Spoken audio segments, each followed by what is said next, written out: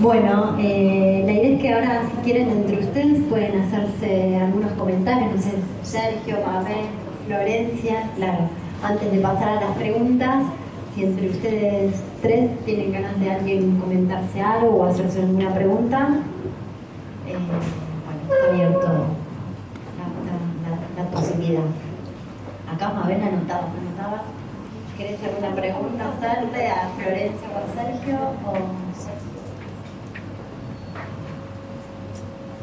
Si no, pasamos a las preguntas. Bueno, Mabel, en tu libro Varones y también en tu exposición mencionaste el carácter de la masculinidad como una construcción social, histórica, y la pregunta sería en relación a las nuevas masculinidades, a las que también te referiste, a las que también se refirió Florencia. ¿Cómo podés pensar esto de las nuevas masculinidades como un nuevo modo de construcción, ¿no? Bueno, parece que hay acuerdo entre Florencia y yo de que las masculinidades se construyen y por lo tanto también se deconstruyen. Y en este momento, desde este criterio constructivista, hay una apelación a los varones a que puedan deconstruir sus masculinidades. Y por supuesto que hay enormes colectivos de varones que se están cuestionando qué clase de hombres estuvieron siendo hasta ahora. Yo planteé, como vengo del campo de la salud mental de los varones, el tipo de padecimiento masculino que sufren estos hombres con estos criterios de masculinidades hegemónicas, bueno, es un tipo de padecimiento, de sufrimiento, y con el precio alto que pagan, deben morirse antes de tiempo por actitudes heroicas, como mencionaba Florencia. No necesitamos actitudes heroicas, ese es un modelo falocéntrico, si se quiere, perdón por la palabra. No necesitamos sujetos que se manifiesten heroicamente, necesitamos sujetos vivos que aprendan a cuidarse y ser cuidados. El paradigma en este momento para masculinidades y feminidades, pero ya que me preguntan las nuevas masculinidades, es que aprendan a amar y a cuidar. Hasta ahora, miren, hay unos países del norte europeo que se llaman democracias avanzadas. Hay una autora que se llama Anne Jonas-Dottir, que escribió una tesis en ciencias políticas a mediados de los 90. Y el libro de ella, que está publicado, se llama El poder del amor. ¿Le importa el sexo a la democracia? Y ella describe allí cómo en aquellas sociedades avanzadas, democracias avanzadas del norte europeo, donde aparentemente están dadas todas las condiciones de igualación para la participación social, política, económica, de varones, de mujeres y de todos los géneros, sin embargo, persisten formatos del patriarcado a través de los criterios de suponer que las mujeres siguen siendo las responsables de amar y de cuidar. Y entonces, si bien hay oportunidades políticas, económicas, sociales de todo tipo para las mujeres, sin embargo, tener que hacerse cargo de esta responsabilidad de amar y de cuidar sigue logrando que el patriarcado se sostenga, que no pueda caer. Y está hablando de sociedades, como les digo, del norte europeo, Suecia, Finlandia, Noruega, Dinamarca, en fin, las sociedades estas que se llaman de democracias avanzadas. ¿A dónde apunto con esto? Si se trata de deconstruir las masculinidades, y esto es lo que están haciendo los jóvenes compañeros hoy en día, y de cuestionarse, de problematizar quién voy siendo como varón, y analizando sus padecimientos como hombres, parte de la responsabilidad que tendrán que asumir sobre sí mismos es cuestionarse sobre sus responsabilidades para amar y para cuidar. Que no caiga solamente por parte de las mujeres, porque si no, nos vamos a encontrar con deslizamientos lógico-conceptuales por los cuales la madre, una mujer, se vuelve la causa de los trastornos de todo tipo que pueden sufrir las niñas, los niños y las niñas. Es la mirada materna, el poder materno, etcétera, etcétera. Y mientras a las mujeres se les adjudique esta posición social y subjetiva de amar y de cuidar, se van a poder seguir sosteniendo este tipo de deslizamientos lógico-conceptuales. Cada vez más que los hombres se incorporan al trabajo de amar y de cuidar en el contexto familiar, en el contexto de las vidas de pareja, cualquiera formato que tengan, encuentran que ya no van a adjudicar a la madre que sea la causa de sus malestares. Esto es un dispositivo teórico, psicoanalítico, diseñado a partir de determinado momento histórico, social y político, económico, en que hacía falta que las madres ocuparan esta posición de reina del hogar, una reina que reina pero no gobierna, como todas las reinas. En este caso, el planteo para las nuevas masculinidades, ya que me preguntabas, entra dentro del paradigma de los cuidados, que hoy está tan en debate. Cuidarse, ser cuidado. Esta es una de las posiciones que pretendemos. Bueno, muy bien. Nosotros vamos a hacer unas preguntitas, María y yo, a cada uno, y después vamos a abrir al público para que ustedes también puedan hacer. Sergio, habíamos pensado una pregunta y después a mí ahora se me ocurrió algo que también voy a agregar, pero después de escucharte. Bueno, hay un artículo tuyo, ¿no?, en el que decís que Lacan sugiere que hombre es quien por amor a una mujer renuncia a las imposturas masculinas, ¿no? Esto lo dice Lacan en el Seminario 19. Ahora bien, la pregunta sería la siguiente. ¿Crees que es suficiente el amor a una mujer como para que un hombre renuncie a las imposturas masculinas? ¿No crees que está justamente en relación con lo que Segato denomina mandato de masculinidad? Y yo lo que quiero agregar es que en función de lo que vos dijiste también, ¿no?, lo que preparaste era siempre como el hombre en relación también a la mujer y al síntoma, ¿no? Ahora, ¿cómo pensar también a los homosexuales en ese punto?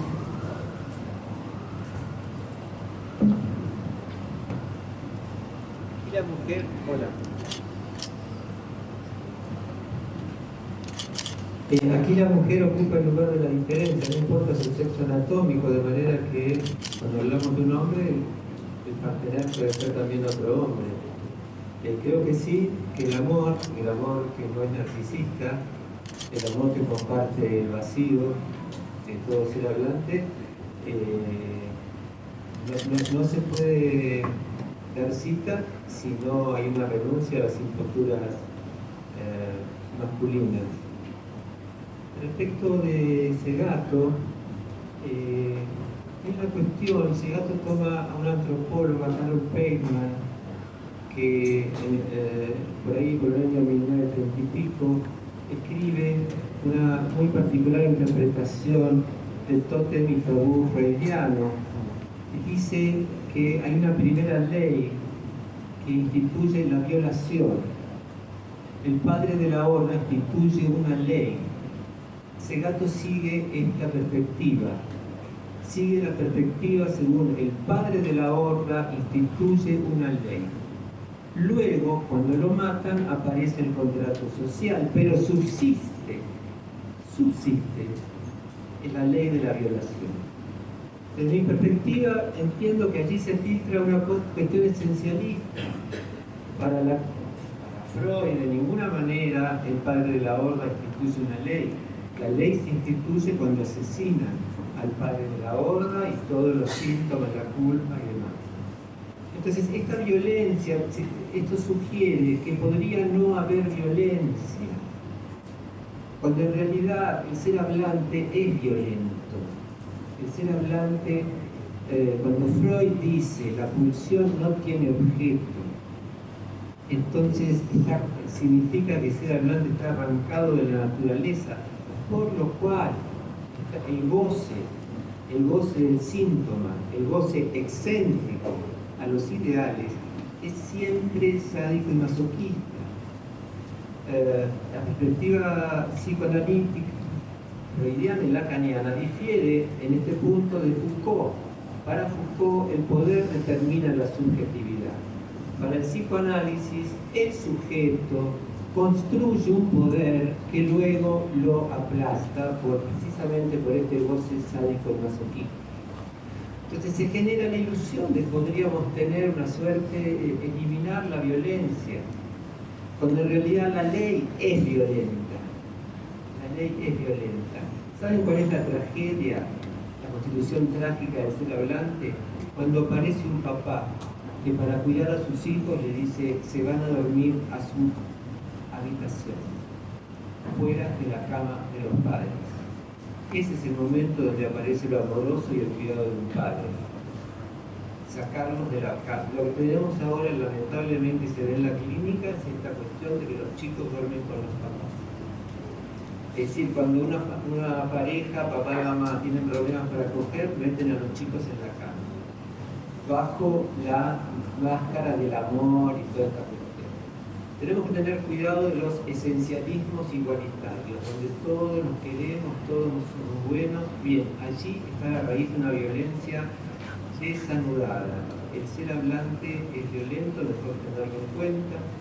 Y sí, tenemos este milagro que todavía existe el amor, que precisamente permite renunciar a las imposturas masculinas.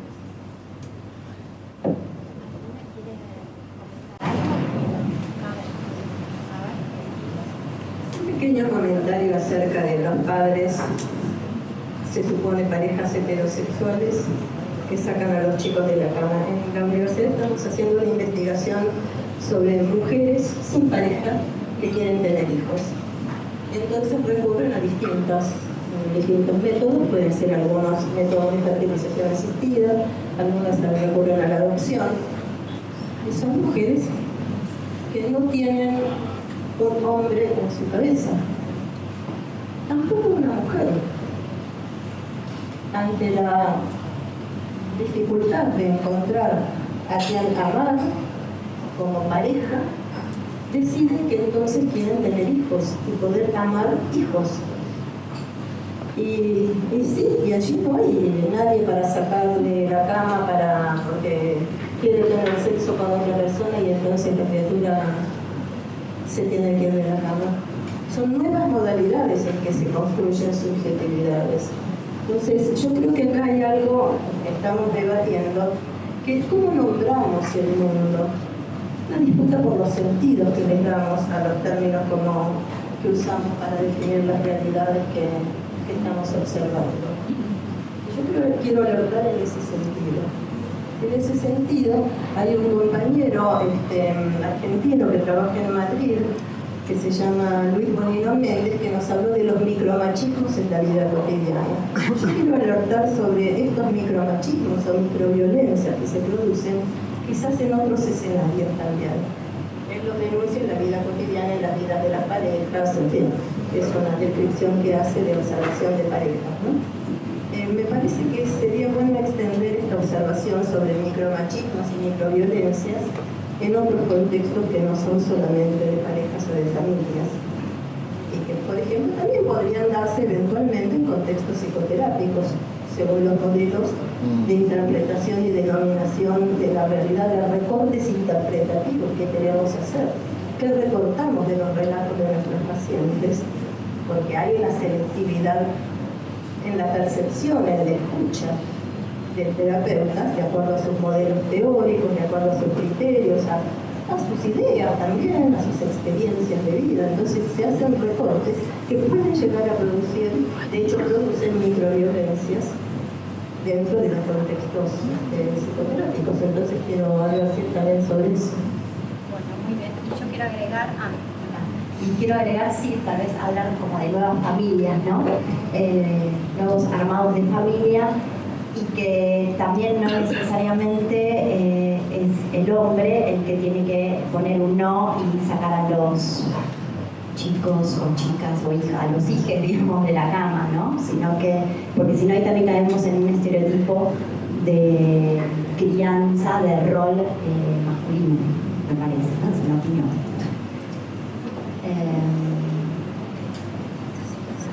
Pregunta a Florencia. Pregunta a Florencia. La pregunta es sobre el lugar de los hombres en el movimiento feminista y respecto del movimiento feminista, ¿no? En relación a muchas discusiones y polémicas que suelen suscitarse sobre su participación o no de ciertos espacios y del movimiento feminista en general.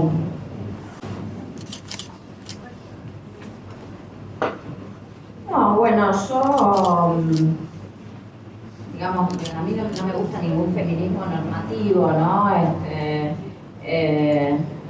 Hace poco, a raíz de algo le preguntaban a Diana Mafia, qué opinaba de la participación de no sé quiénes en el feminismo. Y dijo, bueno, acá no hay un gerente en el feminismo que diga quién puede participar o no participar, digamos. A mí no me gusta, por ejemplo, a veces cuando hay una marcha, ¿no? Entonces salen como, no sé, una sugerencia, o sea, no sé, como diciéndoles a los hombres lo que tienen que hacer ese día, ¿no? Qué sé yo.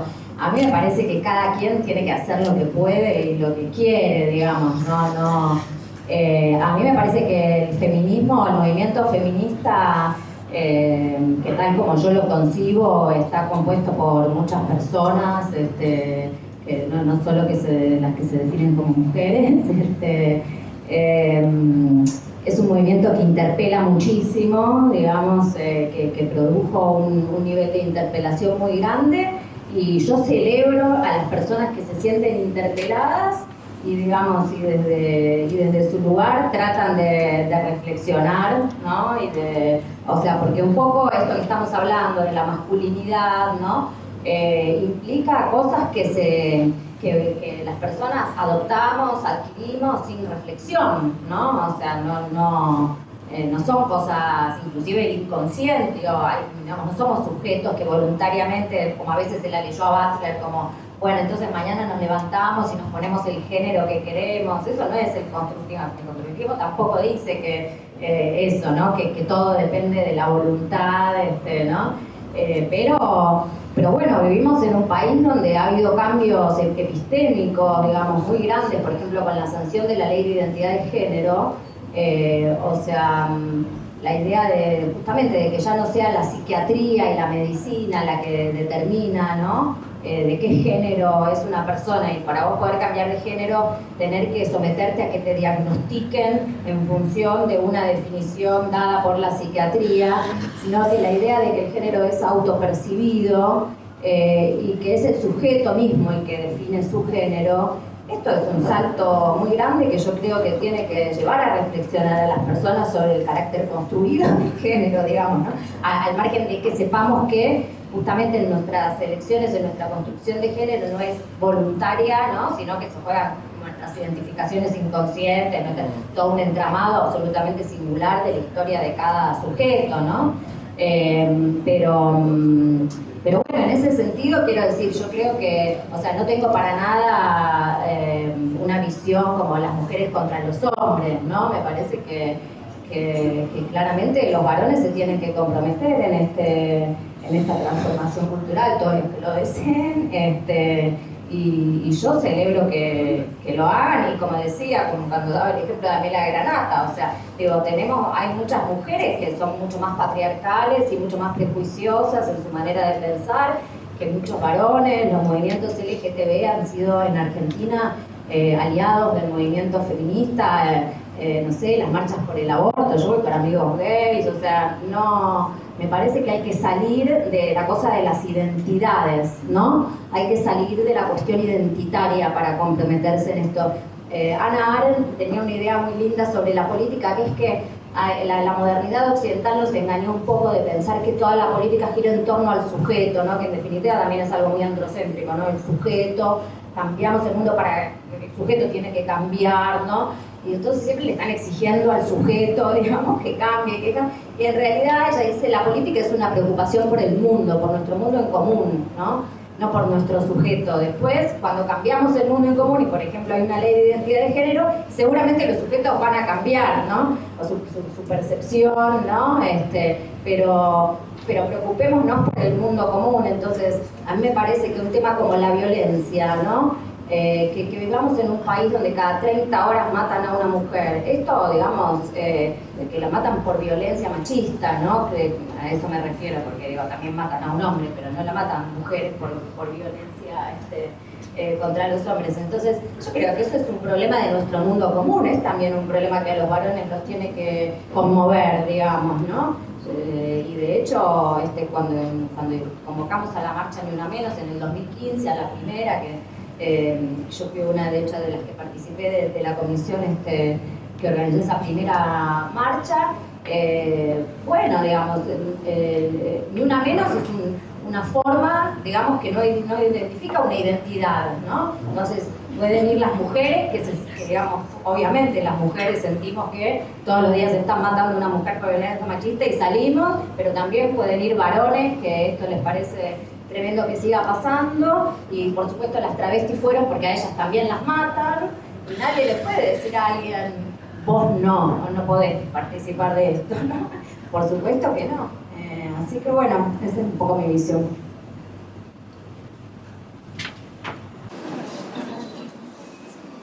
Bueno, abrimos el espacio para que quien desee preguntar ahí ya levantara la mano. ¿Querés que te alcancemos el micrófono? ¿Hablas alto? Bueno, perfecto. Sí, espero que me escuchen, pero no conozco mucho de constructivismo y realmente me interesaría ¿Podés saber... mejor venir acá adelante un poquito? No sé si se escucha. Sí. Bien. En relación a constructivismo y género, ustedes lo que hicieron es un desarrollo histórico de cómo fueron variando las perspectivas en relación a la valorización de los géneros y cómo la política incide en cómo se valoriza un género y otro. Pero querría saber si existe algo pensado del constructivismo de por qué dentro de la subjetividad, ¿sí?, se incluye la idea de que tiene que haber género. O sea, ¿por qué se piensa en términos de hombre, mujer, desde la perspectiva constructivista? No sé si se entiende, ¿no?, la pregunta que estoy haciendo. Ustedes están diciendo que el constructivismo, la subjetividad, incluye que haya género, de alguna manera. Vos proponés que haya un género que no sea binario. Están empezando a aparecer otras ideas de una ampliación en relación a eso. Pero ¿por qué el discurso acerca de lo sexual desde la perspectiva constructivista? Porque hay un discurso Acerca de lo sexual y de lo sexual como un valor que nos marca dentro de la sociedad ciertos lugares. ¿Se entiende? No terminé mucho de entender la pregunta. Voy a tratar de paradigma. Voy a tratar de contestar.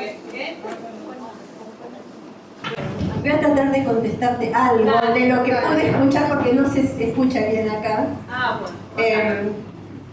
Creo que nosotros estamos pensando que el sexo no hace al género. Claro, eso seguro. Pero hay un discurso acerca del género. Los géneros se construyen. Sí. Los vamos construyendo a lo largo de nuestras vidas. Eso lo entendí. Lo que yo te preguntaba es por qué la sociedad se ve obligada a construir un discurso acerca del género. ¿Se entiende? La sociedad, estamos hablando de una cultura patriarcal, no estamos hablando de cualquier sociedad. Solamente en el contexto de culturas patriarcales como las que tenemos, y especialmente, por lo menos en mi opinión, con formas del capitalismo avanzado, es necesario, es funcional a esa sociedad armar binarismos de género y en lo posible sostenerlos. Ahora que está haciendo crisis el patriarcado, que está haciendo crisis las modalidades de acumulación capitalista como venían siendo hasta ahora, también hacen crisis las modalidades de género binarias que se venían sosteniendo hasta ahora, y entonces aparecen nuevos géneros posibles. Pero con la idea de que el sexo no hace al género.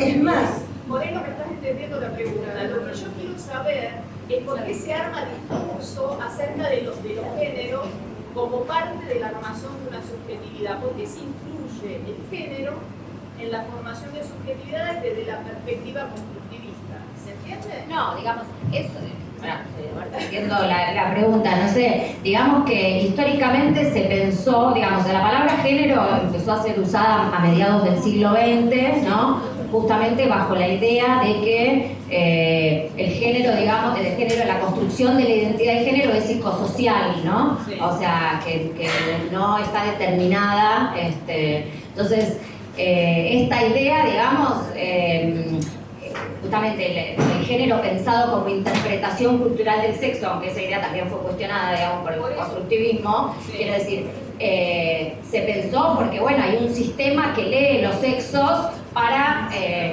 digamos, catalogar a las personas en función de un binarismo que implica una subordinación, ¿no? O sea, históricamente. Entonces, de alguna manera, cuestionar, digamos, ese binarismo, ¿no? Como, y el binarismo mismo sexual, ¿no? Te lo diré de otra manera. Sí. ¿Habría una posibilidad de pensar un discurso social que no hable acerca de las diferencias? Que no hable acerca de las diferencias.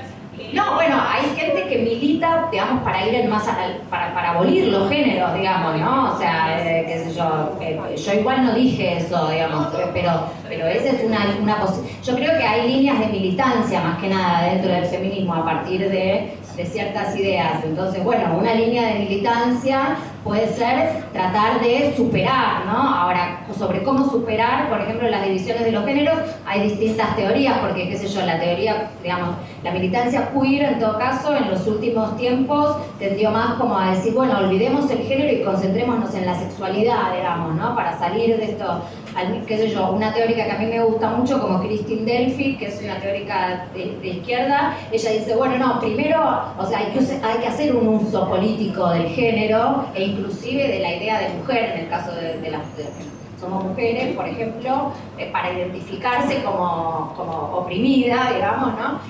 O el uso del género por algo, qué sé yo, el Vaticano, porque la cuestión de la lucha contra la ideología de género molesta, digamos, la palabra género, porque de alguna manera siempre poner la palabra sexo para ciertas instituciones tradicionales sirve para volver a ligar a la mujer a la biología y a la reproducción, ¿no? Entonces, bueno, puede haber usos estratégicos de la palabra, y ella dice, bueno, para ir hacia aún más allá de los géneros, pero entre tanto estén arraigados, digamos, todos esos usos estratégicos sirven, pero sí, hay gente que piensa en términos de ir más, esto que vos decís, de no pensar esas diferencias, ¿no?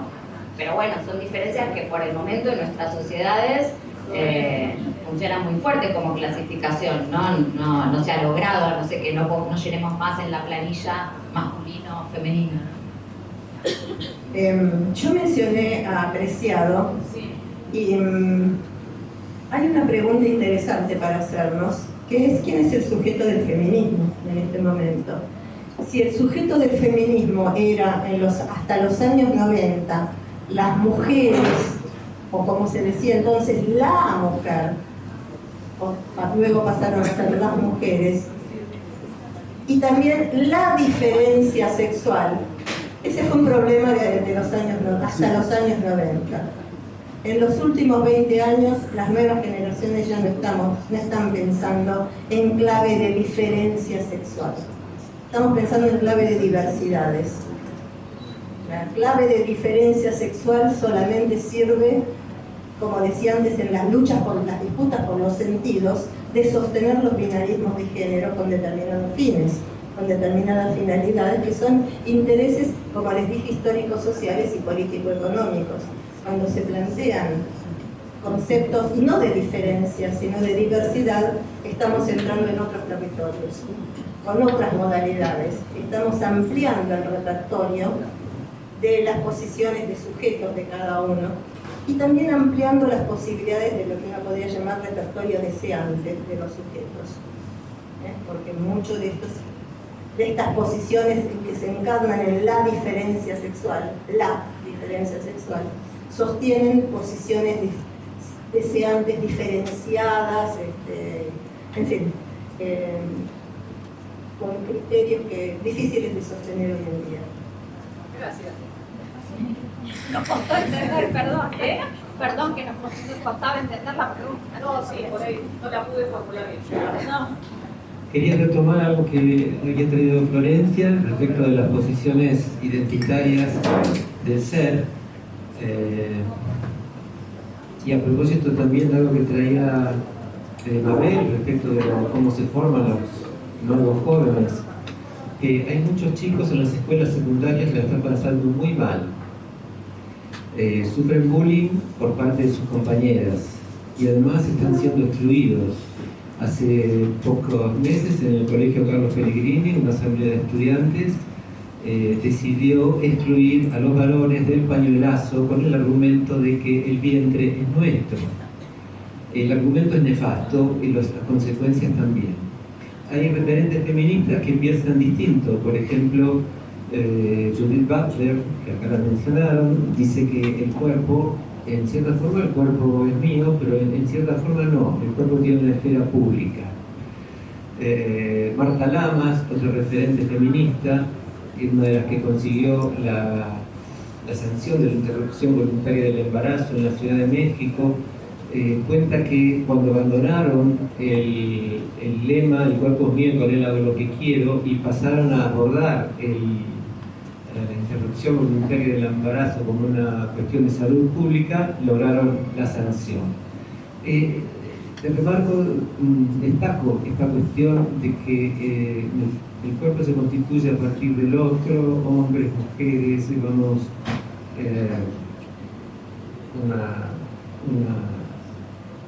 una serie de personajes en nuestro cuerpo que nos constituyen de distintos sexos.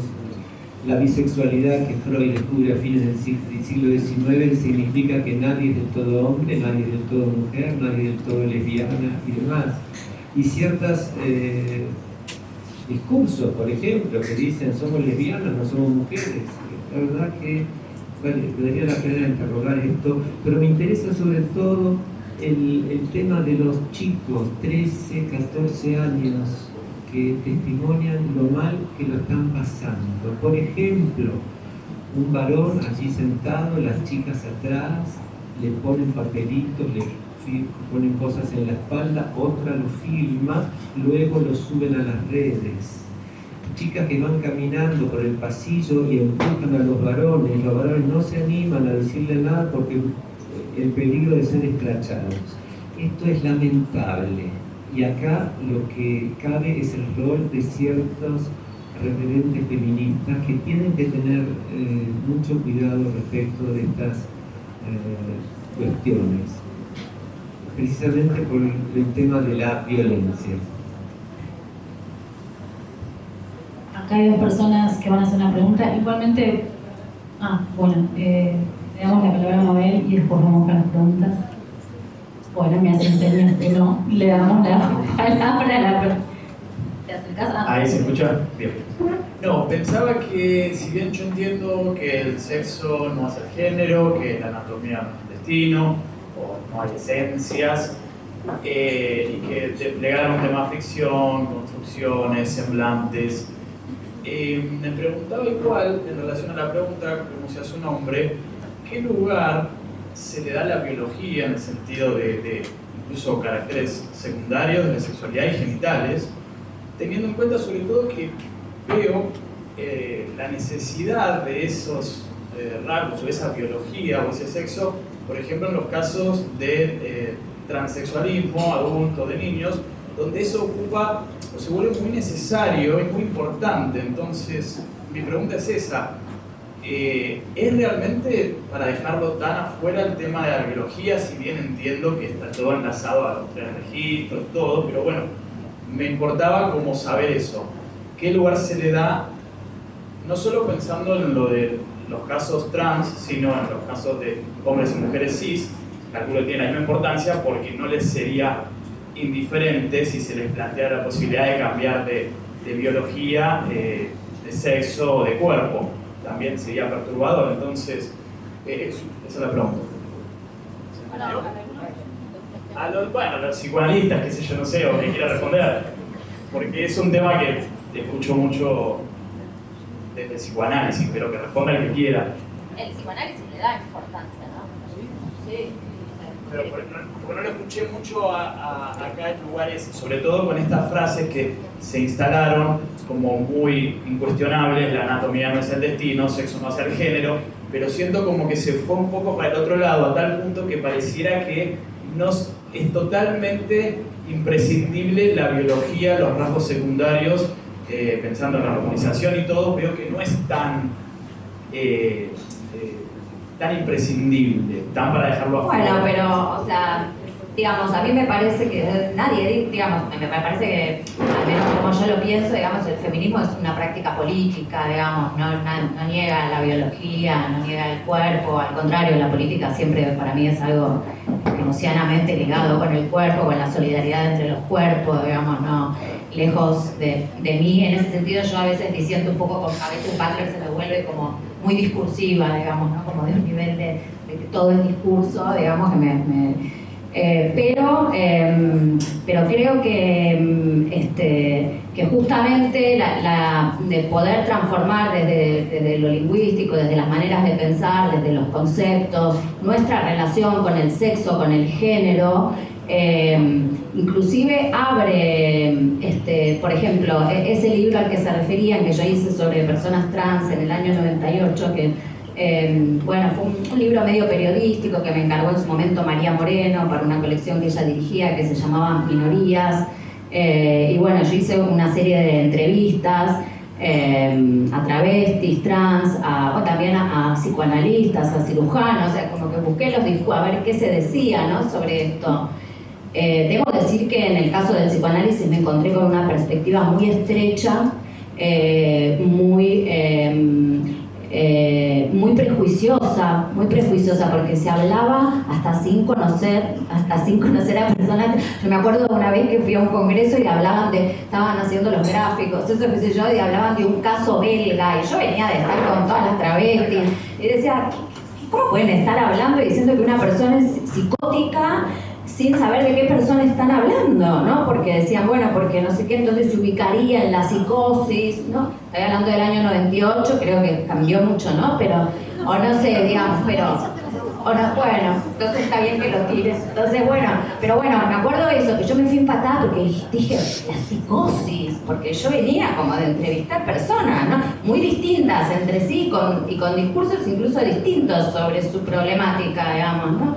Entonces, el estereotipo, ¿no?, que existía en ese momento era, bueno, un poco creado también desde la bibliografía médica, ¿no?, de la persona trans como una persona que se sentía por ejemplo, una mujer atrapada en un cuerpo de hombre, que nunca había tenido, digamos, como odiaba sus genitales, ¿no? Toda esta cuestión, en algunos casos podía ser así y en otros no, digamos. Yo entrevisté travestis que no tenían eso, pero que pensaban, de alguna manera sentían que no sé, como si desearan operarse también para, por cierta cuestión, hasta diría como de legitimación, digamos. Había una cuestión, por ejemplo, que no se permitía el cambio del documento, ¿no? Ustedes recuerdan que el caso más resonado, en donde fue el de Mariela Muñoz, que era porque había adoptado 12 chicas y chicos, era la maternidad, o sea, solamente así podía legitimarse su carácter de mujer, ¿no? O sea, había que ser madre de 12 hijos para poder decir, bueno, entonces,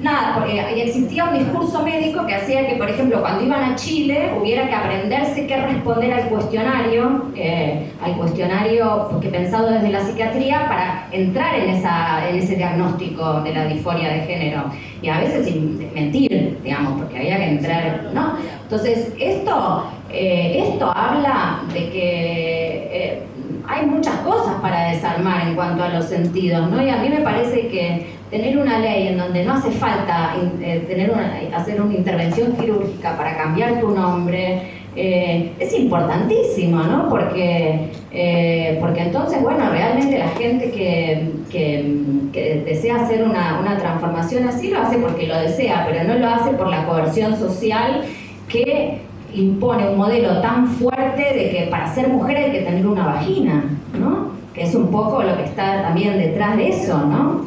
Entonces, yo creo que hay muchas cosas sociales en la interpretación del sexo, más allá de que el sexo en sí mismo, por supuesto, sea muy importante, fundamental, y yo también coincido con el psicoanálisis en que justamente lo sexual, digamos, en algún punto es lo no domesticable, ¿no? Es lo, en ese sentido, pero justamente por eso, ¿no? Por eso, porque tenemos un sujeto que no es domesticable, no se lo puede encasillar de esas maneras, ¿no? En ese sentido me parece que el psicoanálisis tiene que hacer honor a su idea de un sujeto tan singular y tan complejo, ¿no?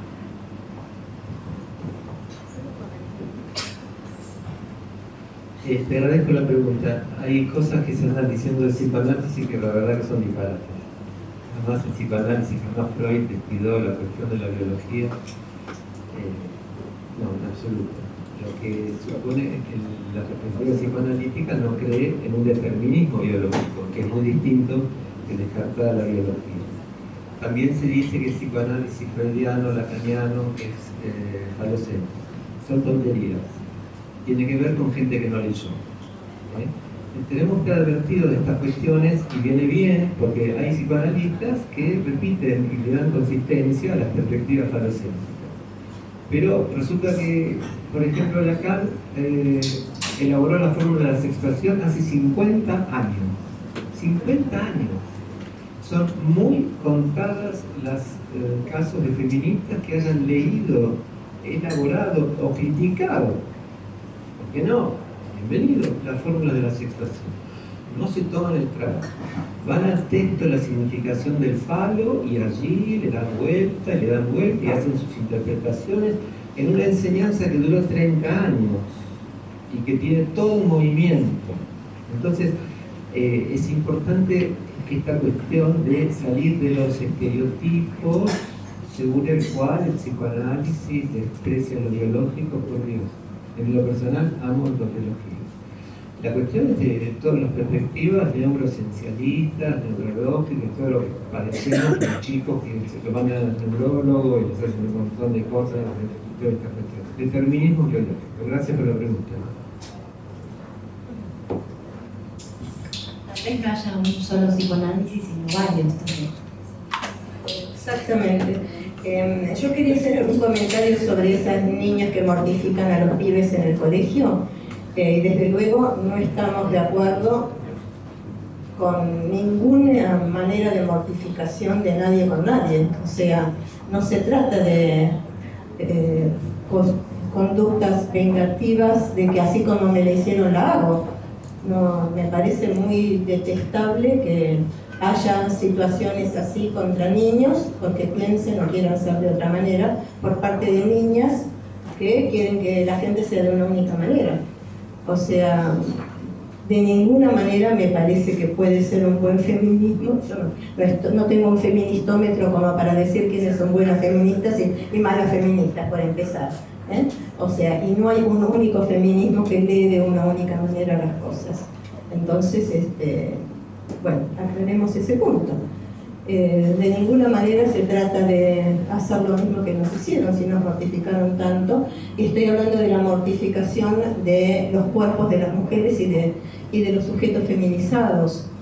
Tenemos una larga historia de mujeres y sujetos feminizados, una historia de violaciones, abusos de todo tipo, en fin, una cantidad de condiciones y no queremos repetir lo mismo que nos hicieron en medio de esos contextos de miradas así androcéntricas donde los cuerpos de las mujeres y de los sujetos feminizados son para servirse de ellos, la disponibilidad de los cuerpos femeninos y de los cuerpos feminizados, de los sujetos feminizados.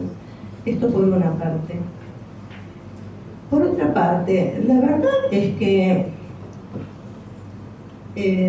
quienes hemos pasado por la Facultad de Psicología, hemos leído toda clase de teorías, hemos trabajado, hemos interpretado, hemos circulado por distintos tipos de modelos teóricos y finalmente hemos seleccionado.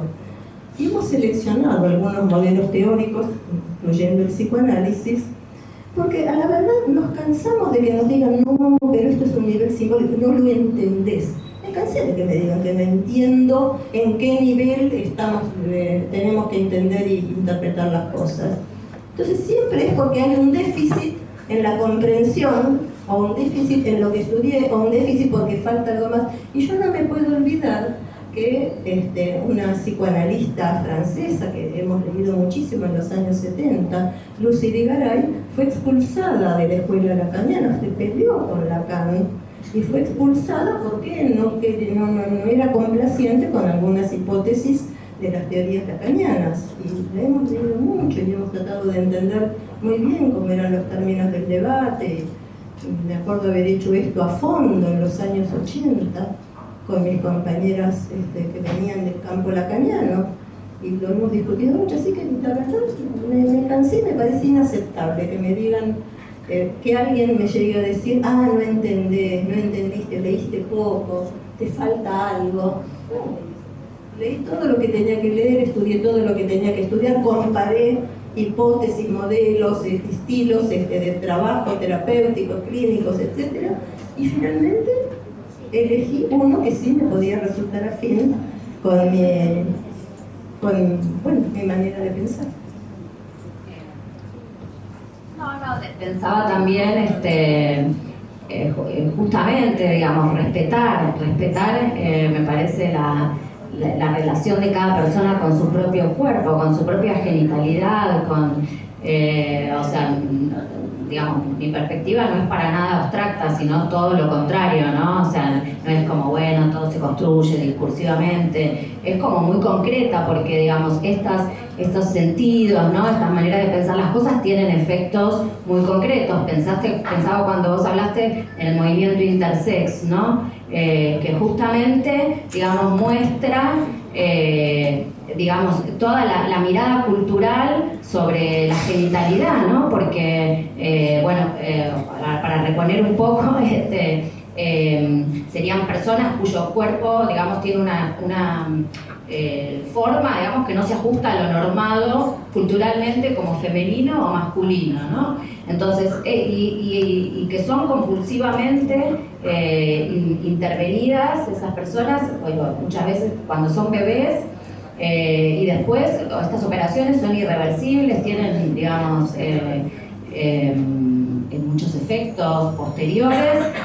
Y bueno, y justamente todo esto es denunciado en realidad como una violación a los derechos humanos, ¿no? Entonces digo, respetar también, estamos hablando del cuerpo y de respetar el cuerpo, ¿no? Entonces, una genitalidad, por ejemplo, y cómo se juegan los prejuicios misóginos y los prejuicios homofóbicos también en esas operaciones, porque, por ejemplo, un micropene no es considerado apto para encarnar digamos, la masculinidad idealmente, o sea, para penetrar. Entonces, ¿quién norma si esa persona puede o no, con esa genitalidad, disfrutar de su sexualidad? ¿Quién norma una idea de la masculinidad tan fuerte que incluso impone un modelo morfológico, ¿no? De cuán grande tiene que ser un pene para pertenecer a la masculinidad, ¿no? Entonces, yo creo que esto muestra, ¿no?, hasta qué punto es importante interrogar todas estas cosas que naturalizamos, ¿no? Incluso sobre la biología, incluso sobre lo que vos decís, ¿no?, la biología, ¿no?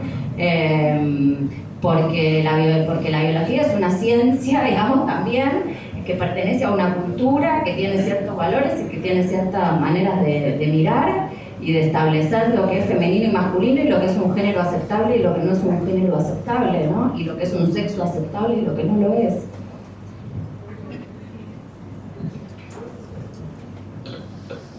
Buenas. Me gustaría esta pregunta, si la pueden responder Mabel y Sergio, un poco en la lógica de la colega que preguntaba sobre la subjetividad y el género, porque me surge a partir de unas cuestiones que comentó Mabel de los sujetos generizados, ¿no? Y ubicaba que las masculinidades debieran ser diversas, flexibles, para encontrar modos de vida más felices y saludables, ¿no? Que aprendan a cuidar y amar. Y pensaba, digamos, ¿por qué sería más feliz y saludable un sujeto, cualquiera sea, tomando atributos del otro género, digamos, construido socialmente, históricamente? Digo que si hablamos de sujeto, hablamos de sujeto del inconsciente, ¿no? Supongo que en eso estamos todos de acuerdo. Ergo, sujetos al otro, al lenguaje, o sea, por muchas más cosas que el determinismo social. Entonces, ¿por qué serían más felices y saludables? ¿Te contesto yo? Bueno, a ver,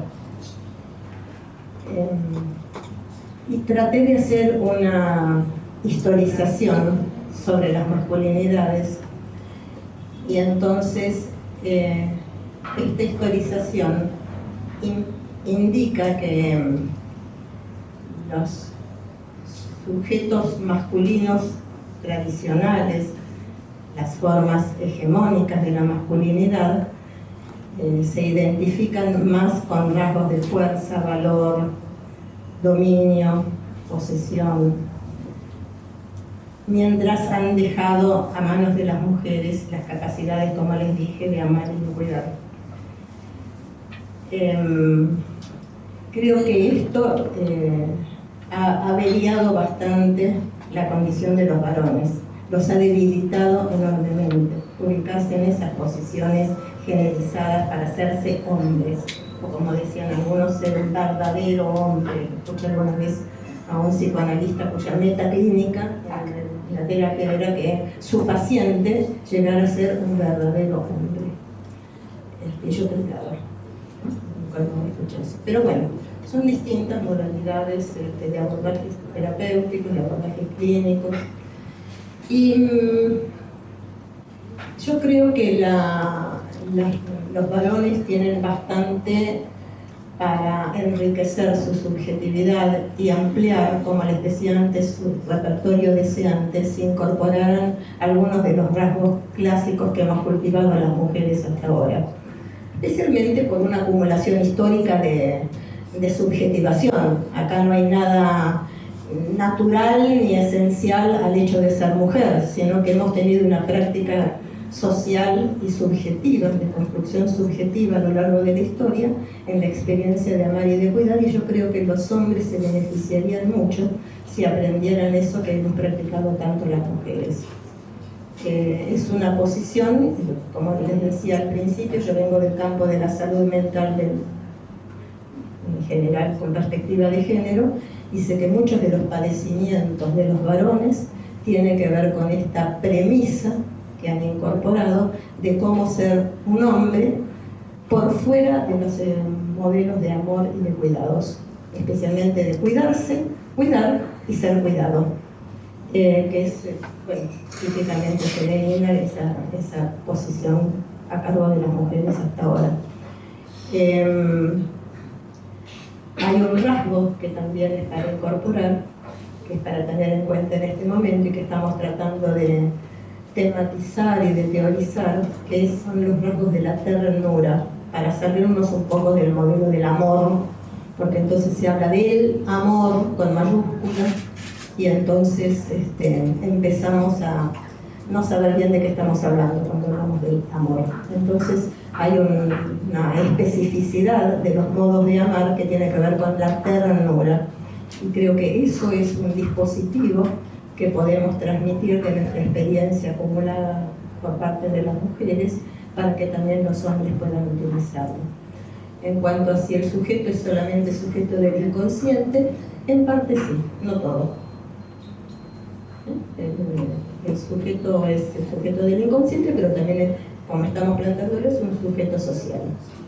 Entonces me importa de los hombres no solamente cómo procesan sus rasgos inconscientes, sino también cómo se ubican socialmente, como la posición social de los varones. Entonces es una mirada en micro y en macro simultáneamente. Eso es lo que podría contestar. Sí.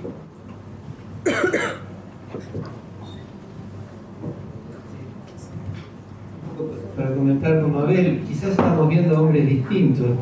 Yo encuentro hombres que trabajan de mamá y entonces nos quedamos sin papá o nos quedamos sin quien pone límites. No importa si tiene cuerpo de hombre o cuerpo de mujer. Lo que encontramos en la clínica es que nadie ejerce esa desagradable función de poner límites. Porque está esta cuestión de que hay que cuidar y está muy mal entendido. Y lo cierto es que la ley es violenta. Hay algo de la ley, por más que quieras a tu hijo, que es violento. Es no porque no. Y ya está, es así. Entonces tenemos serios problemas con chicos púberes y demás, porque no hay nadie que tuvo la valentía de hombre, mujer, madre única o lo que fuere, de decir no. Y esto es violento. Decir no es violento. Y hay que hacerse cargo de eso. Porque un chico te odia cuando le decís que no. Y si vos sos adulto, tenés que bancarte que te odien. Y si sos papá, mamá, sola, trans o lo que fuere, de chicos, púberes, adolescentes, bancate que te salgan del lugar de la admiración y que te odien. Somos muy complejos los seres hablantes. Entonces, la cuestión del cuidado, por lo menos yo estoy viendo que tenemos este problema.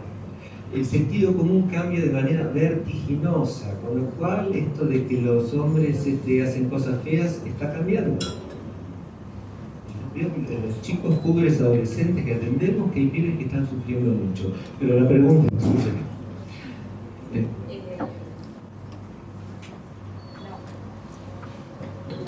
de la felicidad. Si se puede ser más feliz tomando atributos del otro género, entre comillas, considerando que el sujeto, digamos, es atravesado por el instinto. Mira, hay un concepto psicoanalítico que es el semblante.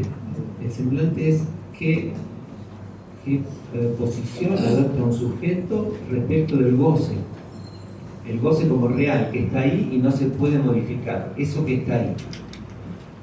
Entonces, que alguien tenga libertad para elegir el mejor semblante que convivir con su goce, creo que es lo que en lo político hay que darle lugar. Que alguien pueda elegir libremente, por supuesto que la elección siempre es inconsciente, pero que alguien pueda hacerse cargo de eso, perfecto. De allí a ser feliz, ¿qué es eso? ¿Quién puede ser feliz así? Hay que hacer muchas cosas. Nos conformamos desde el psicoanálisis con llevar una vida digna. Eso sí, la dignidad, sí. Y saber que el odio que me habita hay que estar advertido de eso. Bueno. Sí. Me generaba pregunta la cuestión de...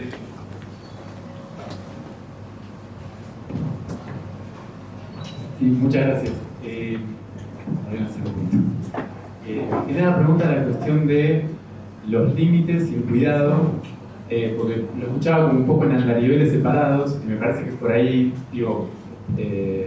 pensando en la cuestión de la masculinidad, quizá los límites no ligados al cuidado, por ahí están como asociados a una idea de masculinidad que por ahí sí es violenta, o podría serlo. Es como esta cuestión de los límites y el cuidado, ¿qué relación tiene para ustedes? Poner límites es una manera de cuidar, exactamente, es una manera de cuidar, pero es la forma menos narcisista para un adulto tener que poner límites. No es nada gratificante tener que decir no, pero es la manera de cuidar. Sí, exactamente. La cuestión, el tema es en qué se funda la autoridad de un adulto, en el ejercicio. ¿Cuál es desde mi punto de vista, la autoridad de un adulto, padre, madre, trans, mujer sola, lo que fuere, es qué hace un adulto con sus errores. No el papá que sabe todo perfecto, porque eso le quema la cabeza a cualquier nivel. ¿Qué hace un adulto con sus errores? Allí, se pone loco, entra en violencia, agarra 10 cigarrillos en la boca y no sé qué, o se hace cargo, maneja la cuestión. Este es el punto clave de la autoridad de un adulto que se transmite, y lo que se transmite no es tanto con las palabras y el hablar, que se lo que los pibes se aburren en los 3 minutos, sino lo que transmitís con tu manera de ser, con el cuerpo, con los gestos, con tus presencias y con tus ausencias. Gracias. No, me preguntaba cómo se produce ese deslizamiento conceptual por el cual amor y límites están opuestos, cuando en realidad funcionan simultáneamente. Cuando yo trabajaba en escuelas, en los gabinetes de las escuelas pedagógicos, y hacíamos las reuniones con padres, madres, abuelos, etcétera, les decía que hay una fórmula que no fallaba, que era amor y límites para criar a los chicos. Entonces, no sé por qué se puede llegar a suponer que el lema de cuidar, cuidarse, ser cuidado está exento, o amar y cuidar está exento de la posición de límites, de poner límites, no veo por qué. ¿No te parece que se transmite mal, que hay una cuestión social que hay una cuestión social de la cual a los adultos les cuesta poner límites? Desde mi punto de vista, los adultos son una raza en extinción. Todos queremos ser jóvenes, que los pibes nos enseñen cómo manejar una computadora y demás. Desde ahí, ¿qué podés hacer como para poner límites? No te dan ni pelota, ¿por qué? Porque no te haces cargo de ser adulto. Entonces hay algo en la transmisión de este cuidado que está fallando. Esto se iba a ver. Sigo insistiendo en la fórmula de que amar y cuidar incluye la puesta de límites, incluso con los autocuidados, con los cuidados con uno mismo, también incluye la puesta de límites, aunque a veces es muy odioso y antipático tener que ponerse límites a uno mismo, por supuesto. En cuanto a que los adultos son una raza en extinción, les cuento una anécdota que lo conté el otro día en otro contexto. El año pasado, en el debate por el aborto en Congreso, se estaba debatiendo en el Congreso lo del aborto, y fui a la plaza Congreso y había empezado a lloviznar. Entonces agarré mi pañuelo y me lo puse en la cabeza para no mojarme el pelo. Entonces iba andando así y veía que me sacaban fotos. Seguía andando. Llegó un momento en que estaba en la plaza y se para al lado mío un muchacho con una cámara que tenía unas siglas, unas letras que no sabía bien, no podía identificar de las que yo conocía de acá de Buenos Aires, y al lado una chica con un micrófono, y primero se pusieron atrás mío, yo seguía andando, luego se pusieron al lado mío, seguía andando, y luego se pusieron de frente y me tomaban de frente. Entonces, llegado a ese punto, me sentí muy incómoda y les dije, ¿por qué me están siguiendo? Y me dijeron, es porque soy la única persona tan mayor que está en este lugar. Entonces era bicho raro, y entonces merecía quedar retratada o filmada porque era un sujeto excéntrica dentro de ese contexto, era de las raras. Entonces, probablemente la adultez sea un grupo en extensión, un colectivo en extensión, pero las tan mayores como yo todavía tenemos algo para decir, para hacer, para enunciar, para proponer. Eso quería contarles como es. Florencia, ¿vos querés decir algo? No, señor,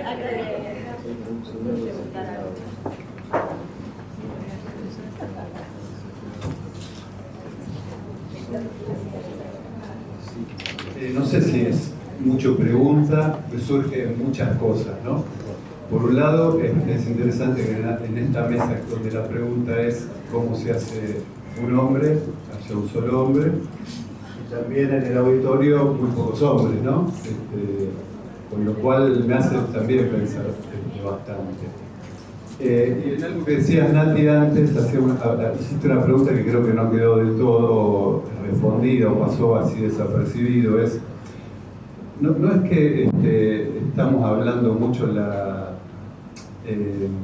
tema de la masculinidad de lo hetero, digamos, ¿no? Porque como hombre creo que yo aceptaría decir, tengo que aprender de la mujer, pero decir tengo que ser más puto. Me acordaba de la película esta, Filadelfia, que por mucho tiempo parecía que hablaba del HIV y en realidad estaba hablando de la ternura entre dos hombres, ¿no? Entonces me parece que hay mucho para repensar también desde dónde plantear la masculinidad, que no es aprender de la mujer, pero también de la propia masculinidad, ¿no? Que está ausente hoy, parece. No, bueno, yo creo que intenté bastante reponer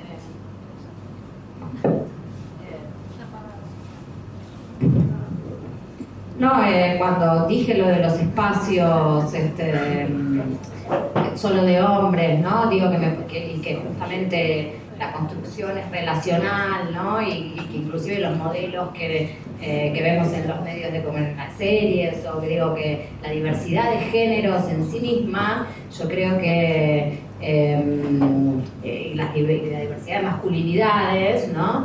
Que contribuyen justamente a crear o ayudar a crear masculinidades menos patriarcales y tortuosas en algún sentido también, ¿no? Al menos, no sé, yo partí diciendo como que bueno, tenemos esta matriz heteronormativa que es la que también hay que cuestionar para poder pensar otras masculinidades, porque si no parece que terminamos cayendo, ¿no? Y cuando digo, bueno, el movimiento feminista milita ha militado históricamente con todo el movimiento LGTBI, o sea, es así y por algo es, ¿no? O sea, y realmente compartimos justamente el padecimiento de la violencia patriarcal en sus diversas formas, ¿no? Todas las identidades de género y sexuales minoritarias comparten con las mujeres el conocimiento, ¿no? De lo que es la violencia de la norma, ¿no? Y bueno, no sé, desde mi perspectiva, o sea, digamos, el movimiento de la diversidad sexual contribuyó muchísimo a la deconstrucción de la masculinidad patriarcal, ¿no? Y por eso digo que hoy haya personas no sé, que haya masculinidades mucho más relajadas, también tiene que ver, al menos en ciertos ámbitos, con esa construcción relacional de la masculinidad, donde ya no se está buscando ni siquiera las mujeres. Por ejemplo, mi hijo que tiene 10 años, ¿no? El otro día le digo, ay, porque no sé, que una chica gustaba, que no sé qué, y dice, sí, y me dice, no, lo que pasa es que, claro, a él no lo quieren porque es macho, me dice. Entonces, ¿qué quiere decir? Le digo, ¿qué es macho? Y dice, es macho, empuja a las nenas, ¿no? Como que me llamó la atención, como yo no es que le bajo línea, vivo igual en la casa mía, lo crié yo bastante sola además, pero bueno, de todas maneras que la palabra macho ya no esté vista como algo en mi generación, era una palabra positiva, ¿no? ¿Qué macho? Y los nenes de 9 años no consideran que debe ser, o sea, lo que me está diciendo era que a las nenas no les gustaba porque era macho. O sea, lo contrario a lo que se hubiese dicho hace 30 años, ¿no? Así que bueno, yo creo que con todas esas cosas.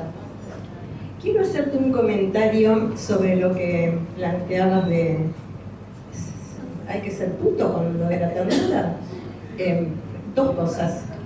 En primer lugar, recuerdo en los años 60 un líder muy importante, un líder político muy importante como era el Che Guevara, promovía y anunciaba no perder la ternura jamás. Y estaba en plena batalla como hombre, organizando grupos que salían a la conquista de ideales muy meritorios en ese momento, ¿no? Y sin embargo uno de los lemas de él como hombre de verdad era no perder la ternura jamás. Yo no sé si ustedes tienen experiencia, en una experiencia que sí tengo yo, de hacer grupos de reflexión con varones, grupos de reflexión con hombres. Hay una constante que aparece en los grupos de reflexión de un tipo particular de padecimiento que suelen referir cuando evocan situaciones de infancia o de adolescencia. hay algunas constantes, ¿no? Pero una clásica que aparece en casi todos estos colectivos de varones, casi todos estos hombres que vienen a los grupos de reflexión, es el sentimiento de no haber recibido el abrazo paterno, el dolor por no haber tenido el abrazo tierno del padre, sino una mirada de un padre que le imponía y le decía cómo tenía que ser varón, pero no a través del lazo de ternura. Y esto es una constante que cada vez que hago grupos de reflexión de varones aparece siempre. Otra figura que suele aparecer en los grupos de varones es una figura bastante clásica, que es levantar al padre caído, que es un padre que, bueno, por algún motivo ha padecido distintas condiciones de padecimiento, y ellos, siendo niños, sentían que no tenían fuerza suficiente como para hacer algo para que ese padre estuviera mejor. Cuando hablo de felicidad, ser felices, se fue la compañera que estás ahí, bueno, no quiero banalizar el concepto de felicidad, por supuesto que se puede trivializar y pensar de qué estás hablando, por favor, sos psicoanalista, estás acostumbrada a trabajar con el padecimiento humano, ¿qué querés decir cuando decís felicidad? No quiero que se banalice, quiero decir que vivamos en mejores condiciones, y para esto incluyo el concepto de la ternura, que también puede circular entre varones sin que por eso sea de putos. Lo dije provocativamente y irónicamente. Aquí te contesto. Suelo no responder a provocaciones, pero aquí te contesto. Te contesto con la experiencia esta de los grupos de varones y con el recuerdo bastante emocionado del Che Guevara en su momento. Es la edad que tengo. ¿Alguna pregunta más del público? Sigue acá, porque estamos en la silla de preguntar. Está en la silla de preguntar. Es que si ustedes miran para acá, cualquier persona que esté sentada acá es porque va a preguntar. No, me quedé un poco rebobinando, que se me empastan algunas ideas a partir de presentar la palabra hombre y la palabra mujer de muy diferentes maneras, ¿sí? Por momentos de una manera estereotipada, con aquello del recorrido histórico que ambas cimentaron, ¿no?, en su presentación, digo, Florencia y Mabel, y luego en una construcción mucho más compleja del género, hombre y mujer, ¿no? Por eso yo decía, la pregunta la quiero hacer desde la mujer que hay en mí, en relación a cómo puede atravesar esta temática de la construcción del género, las diferencias sociales. Lo pienso en relación a qué pensaría mi abuela cuando escucharía determinada connotación del género femenino en relación a la vida que ella atravesó, una mujer muy potente y muy fuerte, teniendo todo lo que un hombre puede llegar a ambiciar, digamos, cojones, como dicen los españoles, y también desde el lugar, desde el hombre que habita en mí, quería retomar de la frase de Sergio, y por ahí para que la pudieras explayar. Para mí el psicoanálisis es eso, abrir pensamiento, abrir y revolver, ¿no? No quedarse con verdades tan claras, certezas tan esclarecidas. Esa frase que dijiste de Platón, amar es dar lo que no se tiene, y toda la complejidad que eso encierra para hombres y para mujeres. Por otra parte, cuando el compañero decía hay pocos hombres, digo, por lo menos desde lo que se ve hay pocos hombres, ¿no? Porque digo, si asumimos el género como una construcción mutable, muchos de los que estamos acá, de les que estamos acá, podemos ser hombres, mujeres, indistintamente. Bueno, algo de eso es lo que quería preguntar y pedirles que ampliaran. Sí, la frase de amar es dar lo que no se tiene, intento desarrollarlo un poquito, tiene que ver precisamente con dar tu carencia, no, tiene que ver con esto de renunciar a las imposturas masculinas, mostrarte frágil, dar un lugar para que el otro pueda ingresar en tu vida, aunque sea en un mero diálogo. Esto se percibe claramente. e incluso se perciben vínculos que no son vínculos así sexuados, sino en la amistad. De pronto sentarse con alguien y no hay manera de entrarle. Y ahí hay alguien que está totalmente parapetado tras la ilusión del ser. Digo, podemos pensarlo en la época actual, en donde tener es un verbo fuerte, ¿no? Tener o no tener, digamos. En donde esto también puede implicar a las figuras femeninas. Digo, Sí, por supuesto. sí, no estamos hablando solo de masculinidades que deben de construirse, también feminidades que deben de construirse. Sí, acuerdo con vos. Tanto es así que se trata de subjetividad. El machismo es una subjetividad, no es un problema de los hombres. Es un problema de los hombres y de las mujeres. Y de muchas mujeres que crían a varones machistas. Prefieren a un varón antes que a una mujer. Entonces, está el testimonio clínico de muchísimas mujeres que han sufrido la preferencia de su madre por su hermano varón. Entonces, el machismo es un flagelo que perturba a los hombres y segrega y mata a las mujeres. Es muy serio, pero es un problema de una subjetividad. En el momento que alguien dice el problema son los hombres, como dicen algunos referentes feministas, estamos muy mal. Estamos en problemas. Muy mal. No, digo, Florencia, contabas esta experiencia con los petroleros, ¿no? Y digo, pensaba, yo soy docente, el ámbito de la docencia es prioritariamente femenino, ¿no? ¿Cómo pensar la construcción de las subjetividades desde este lugar, donde las mujeres hemos tenido tanta presencia en la crianza y en la educación de las generaciones? Qué potente, ¿no? Sí, no, yo creo que lo que está bueno es identificar eso, que es una construcción y no o sea, y poder pensar los estereotipos y poder cambiarlo, digamos. Esto que traía él, está muy bien lo que decía él, o sea, bueno, sí, están las masculinidades del hombre, digamos, heterosexual, sí, están las masculinidades gays, están las masculinidades de los varones trans, digamos, podemos pensar muchas más, están las masculinidades de los petroleros, ¿no? Entonces, digo, también me parece que en las mujeres también, digamos, en ciertos determinados ámbitos exigen un tipo de feminidad que otros ámbitos no exigen, ¿no? Por ejemplo, digo, qué sé yo, el cuidado del cuerpo, de la estética en determinados trabajos de posición, o bueno, las mujeres que son, por ejemplo, vedettes o cosas de la cuestión del cuerpo, el envejecimiento en la mujer, bueno, en algunos trabajos lo asociado que tiene que estar a la juventud, ¿no? Y en otros no, o sea, bueno, digo, hay muchas cosas para pensar y para habilitar y para salir de los... Por ejemplo, a mí a veces en psicoanálisis cuando dicen la mujer fálica, no sé, siempre lo siento como con una connotación negativa y digo, ay, qué cosa fea, ¿no? ¿Por qué la mujer fálica? Como que te están diciendo algo...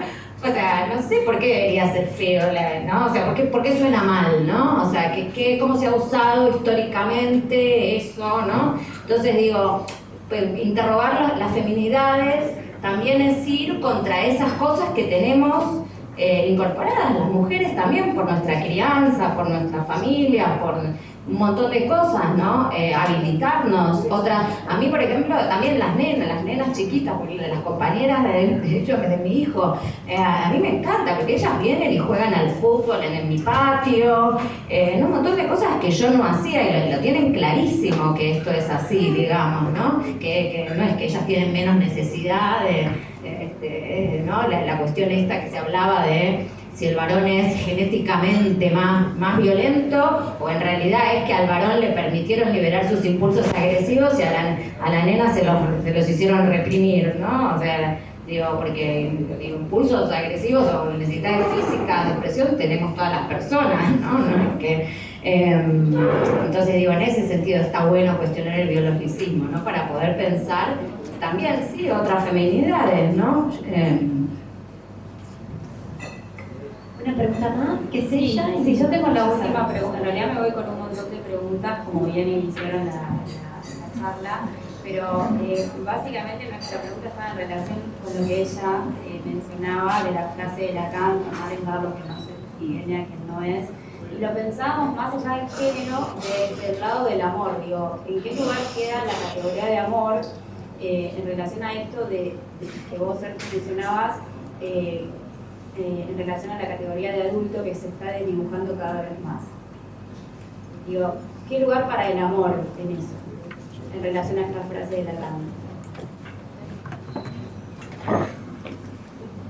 Sí, podríamos pensar lo que es el amor adulto, que a veces se da precisamente en sujetos que no son adultos. Es el amor que puede renunciar al narcisismo. Si te interesa el tema, hay un texto de una psicoanalista estonia que se llama Jerica Sumik, que está en la revista Lacan Emancipa, la vamos a encontrar en internet, que a partir del desarrollo de Lacan ella postula amar el goce del otro. Esto quiere decir precisamente no amo lo que es el reflejo de mi propio narcisismo, sino amo tu diferencia. Y para eso hay que hacer todo un trabajo propio, personal. Bueno, cada uno elegirá. El psicoanálisis es uno de los tantos. Sí, un amor adulto, me encantó. Creo que es esto. El texto, ¿sabes? ¿Cuál es el otro en el otro de la política? ¿Cuál es el otro en el otro de la política? El de Jerica Sumik, Jerica con J. Está en la revista digital de Jorge Alemán, en Lacan Emancipa. Y bueno, me encantó, gracias, porque esta cuestión de un amor adulto es muy revelador y que en muchos casos se da en sujetos que no son adultos.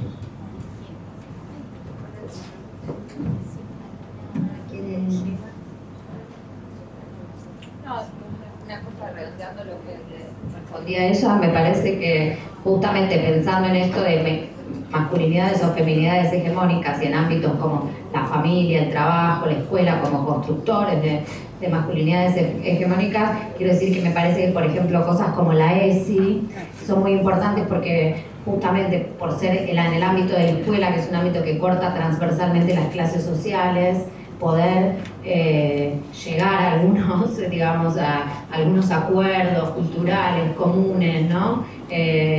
Sobre esos modelos, que me parece que está muy bueno, ¿no?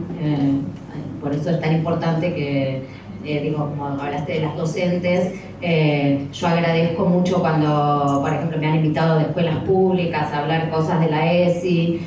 Bueno, mi libro de cuentos lo usaron, por ejemplo, en una escuela para tratar temas de la ESI. A mí me conmueve, me alegra muchísimo porque creo realmente que la ESI es una gran herramienta que tenemos que exigir que se cumpla en las escuelas en que no le dan bola. Porque realmente quizá para muchos niños o niñas que en la familia no tienen por ahí justamente normas de género mucho más duras, estereotipos, es una posibilidad también de tener otros modelos, ¿no? A partir de la socialización en la escuela. Entonces, bueno, quería decir eso. Bueno, muy bien. Vamos a cerrar acá hoy en principio. Tenemos algunas cosas por decirles. Bueno, por un lado, yo estoy feliz de que pues, existan estos espacios, de que podamos propiciar estos espacios y que podamos conversar, dialogar y también disentir, digamos, ¿no? Me parece que, y si podemos disentir con respeto y poder tal vez no estar de acuerdo con algunas posturas, bueno, está muy bien porque también nos permite también seguir repensando algunas cuestiones y también posicionarnos también más firmemente en otras. Y queremos leerles un comunicado que escribimos entre Nicolás Cerruti, María Magdalena y yo, en función de algo que pasó en el conversatorio anterior. Entonces queremos dejar pública, digamos, un comunicado que escribimos y queremos, ahora María lo va a leer, pero es, bueno, por parte de la mesa queremos hacérselo llegar. Después del conversatorio anterior, del que participaron Irene Meller, Alexandra Cohen y Virginia Cano, hemos recibido mensajes por parte de la comunidad trans en los que manifestaban un fuerte repudio hacia algunos dichos de una de las expositoras, Irene Meller, y el pedido de que editáramos o sacáramos de circulación el video que habíamos subido a YouTube. Para nosotros fue una encrucijada difícil de resolver y aún lo sigue siendo. Estos conversatorios tienen como eje central la interrogación y el debate.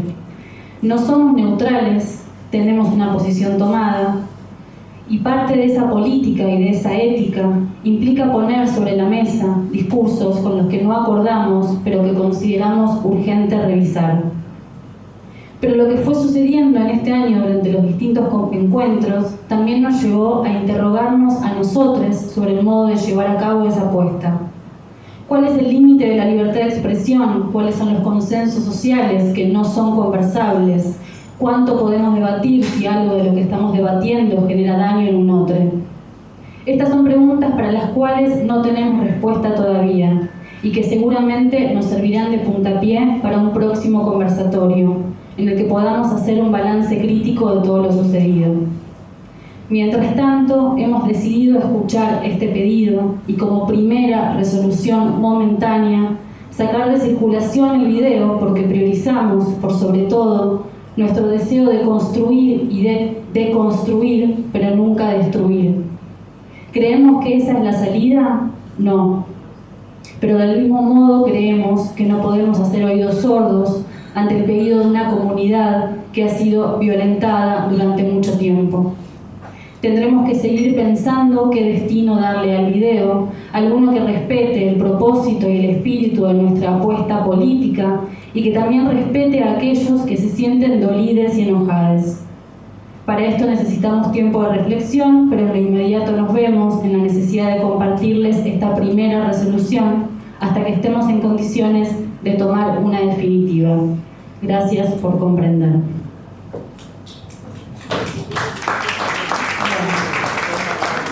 Y ahora sí damos por cerrada la mesa, así que muchas gracias por haber venido y espero que hayan disfrutado de la jornada.